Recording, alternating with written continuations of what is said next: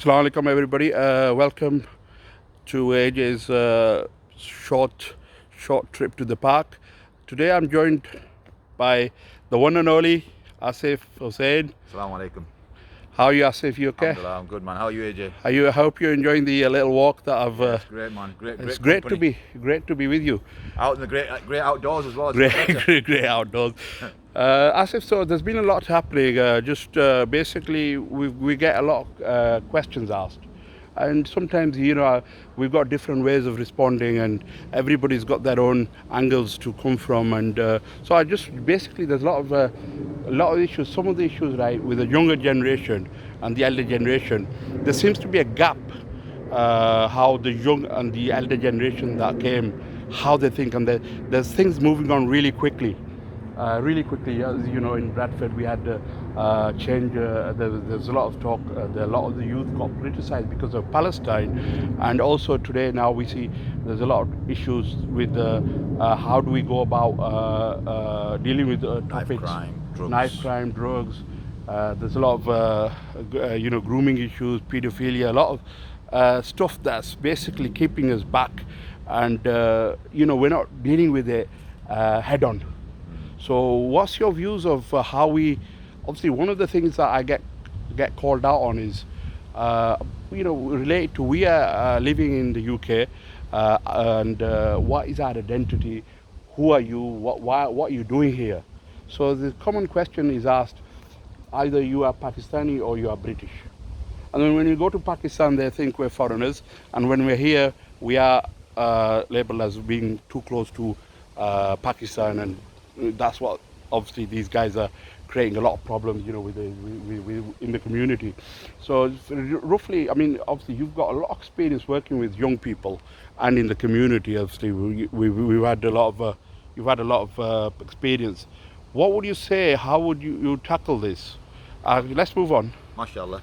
Let's move on. Brother AJ, I only came out for a light casual conversation with you. I didn't expect this kind of entourage or this kind of big heavy duty responsibility of answering all these questions. No, alhamdulillah. I mean, it is a Sunday afternoon for us and we are strolling through the park, so I'll do my best to address these issues in the most strolling manner without being too strolling, yeah? We're discussing the whole issue about the youth, about the gap in the way maybe the elder generation and the younger generation are engaging. I think it's an interesting thing because I was having a conversation with somebody else about parenting, and people bring back this kind of notion of old school parenting. I think one of the key things is that old school worked for the time that it was of that time. So maybe in the 80s, I was a child of the 80s.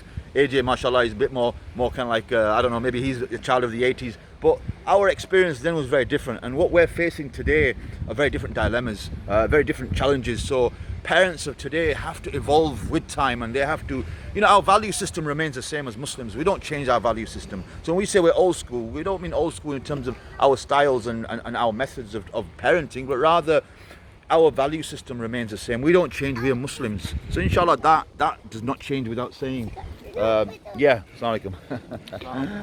So sorry, AJ, go on. What I was going to say was, such as an example, we're from Pakistan. We've come here. We have family. We have links with Pakistan, inside Pakistan.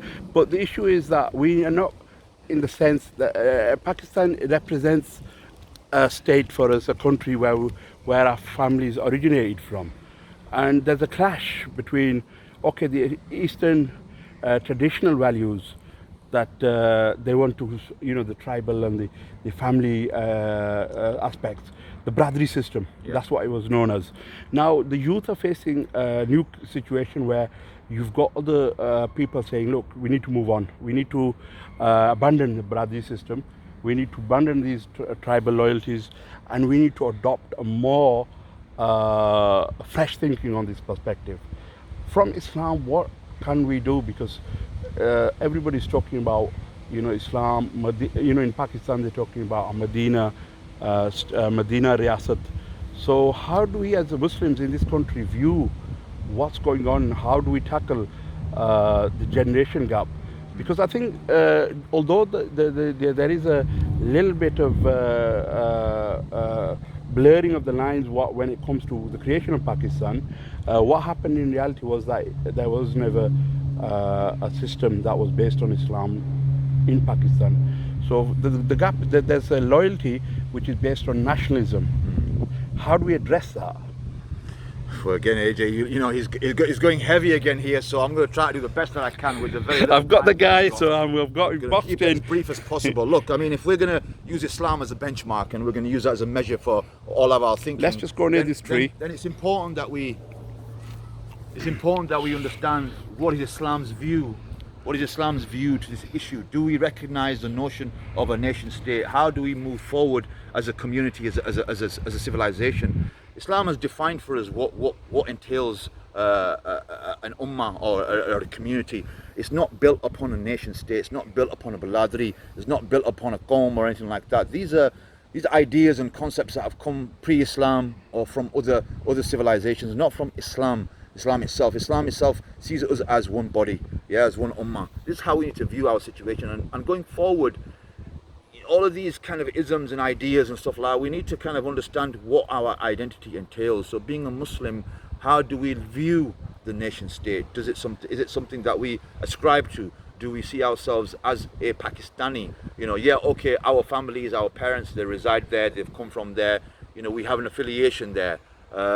We are primarily Muslims. As Muslims, Islam defines our value system, our belief system, everything that comes from there, comes from that doctrine, comes from that belief. That's the fundamentals of who we are. We can't take something from somewhere else and say, well, here, we're in the UK now, so we need to adopt certain ideas from British society. Yeah, we live here, we can dress a certain way, we can eat certain foods. There's nothing wrong with that. You like your fish and chips, you like your fish and chips. You like wearing your jeans and t-shirt, there's nothing wrong with that.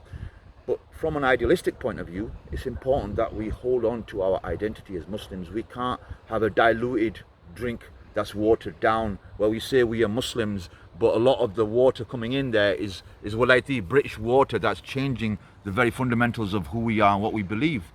Those ideas remain strong, and they must form the fundamentals of who we are. And from there we build the Islamic understanding and our knowledge of our identity, of how we behave, how we address issues, how we view issues, where we view them from, what is our source of addressing these issues. These are fundamental things that once we understand them, we are able to move forward. Because if we take an idea from here, we take an idea from there, and we mix it in with this and mix it in with that, we've got one confused individual who really doesn't know what he's doing when it comes to, he knows when it comes to Salah, he's going to pray 5 times a day, but when it comes to maybe socializing and going out and meeting the potential wife, he's going to use the Western kind of romanticized notion of, I'm going to go meet this girl, this guy, I'm going to fall in love with her and him, etc., etc. Or when it comes to dealing with our affairs, when it comes to dealing with political issues, how do we address that? Would you as a Muslim go to the church to address your spiritual matters? No, you wouldn't. So why would you adopt a political system that doesn't represent our Islamic belief, that contravenes the very notion that the legislator is Allah? Rather, you're saying the legislator now is me and you, who can define laws and govern societies and tell individuals how to live their lives and what to do. This is not wrong. This is wrong. I mean, we have the massive LGBT issue that we're facing now in our community. As Muslims, I know no Muslim will agree with that. But the question becomes is that, when you stand for nothing, you're going to fall for anything. And with that, we'll continue talking, but we will join you in a short break. Stay tuned. Short break.